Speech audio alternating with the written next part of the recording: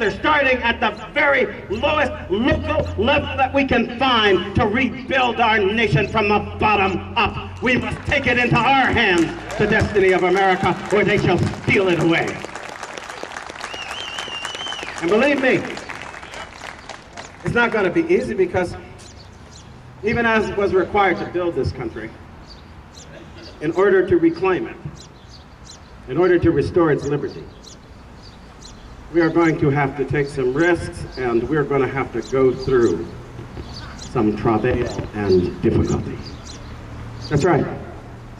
The thing they count on is that we have become a people so involved with ourselves, so involved with our own needs and desires, that we're no longer willing to take the chances that are required to be free. But this reminds me of the line with which our national anthem ends. And over the last little while, I've been more than ever struck by the appropriateness of that last phrase. Oh, say, does this star-spangled banner yet wave o'er the land of the free and the home of the brave? You know what's interesting about that? We sing it, we say it. I wonder how often we notice that that's a question. It's not a statement. It's a question that is put to every generation. It's a question that is asked in every moment and in every time of every American. Does that flag still wave over a free people with courage enough to assert and defend their freedom? And that's the question that's being put to all of us right now in this generation. There was a time when I would go about the country saying, if we didn't deal with the problems that face us, if we didn't deal with the problems of fiscal irresponsibility, if we didn't deal with the problems of a lack of political, real leadership for this nation, then we would fail. No, I no longer say that, you see. I no longer say it, y'all, because the will has become the now. We are failing. We are losing this nation. We are betraying its destiny. The instrument that will destroy it has been put in place. That's right.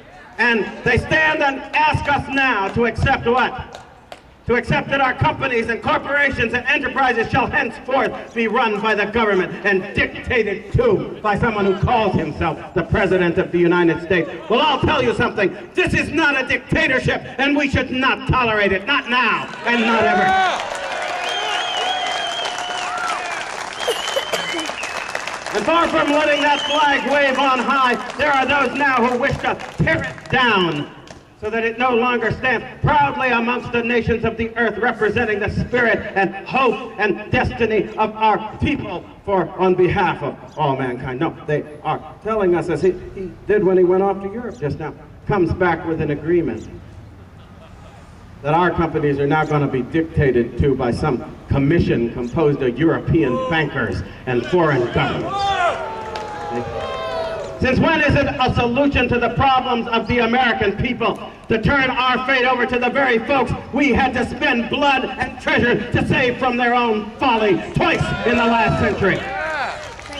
Since when does it make sense to tell the American people that the very folks who went down the stagnant road of socialism, who could not create hope, who could not create jobs when we were filling the world with our prosperity, how can they tell us now that they should control our destiny?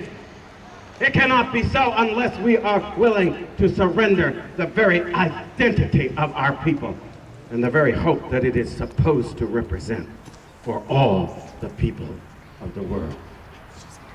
But when I say this again, it comes back to us. What are we going to do now? Do we really still have the courage that it takes? This is for me. The courage to say no to their phony money? You know, it was bad enough. It was bad enough when I used to have to go about telling people that this whole idea that the government does anything for you is a myth. Because at the end of the day, the government doesn't have a single penny in its pocket it didn't take from you in the first place. That's right. But now it's gotten worse, you see. Because with their phony lies and their efforts to corrupt us into being a people that will live dependent on government power and government largesse, they pretended that the government had some money that came from somewhere other than our wallets, and that it was going to do something for us. And I always thought it wonderful. We accepted this paradigm of politics, you see. We send the money off under a system that violates our most fundamental rights called the income tax. The politicians then decide, and they bring a little back into our towns and our districts, and they say, I've done this for you, and I've done that for you. First political system in the history of the world where people were bribed into submission with their own money by politicians pretending that they got it from somewhere else. Well, the paradigm has changed, though, you see. We were promised change, and we've gotten change. Because now, instead of just robbing us, they are robbing our children, they are robbing our grandchildren, they are robbing our great-grandchildren, they are looting our treasury down to the black horizon of this nation's future. And I think it is time that we showed a willingness as a people to make it clear and to say once and for all that we have the strength to take the burden of our own lives back onto our own backs. To say no to their programs and no to their money and no to their help, except for one thing, that they shall now institute a tax system that gives the first use of every dollar we make to us and not to them. That's what we need.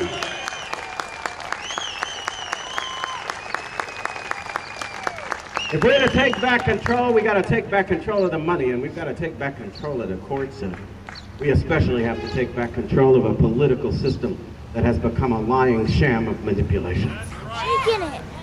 But as I say, the only way to do that is to understand that if you want it done right, you have got to do it yourself. You have got to build a permanent and ongoing convention of